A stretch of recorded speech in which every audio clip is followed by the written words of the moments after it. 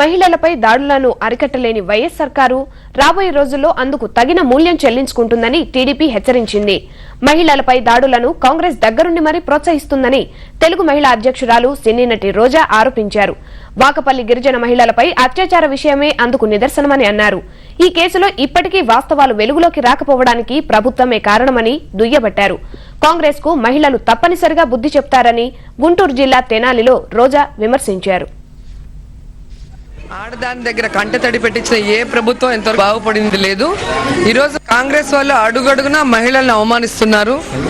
మొన్న చూస్తే దళిత మహిళ లలిత కుమారి గారు మా శాసనసభ్యులు పలమనేరుకి ఆవిడ్ని ఎంత అవమానించారో మనం అందరం చూసాం. అలాగే వాకుపల్లిలో 9 మంది గిరిజన మహిళల మీద అత్యాచారం చేసిన పోలీసులను కాపాడటం కోసం అసలు అత్యాచారమే జరగలేదని ఆ కేసును క్లోజ్ చేయటం, అలాగే ఈరోజు చూస్తే జూనియర్ డాక్టర్ల మీద దాడి చేయించి వాళ్ళని కొట్టించడం కూడా కాంగ్రెస్ కే దక్కుతుంది ఈ ఘనత.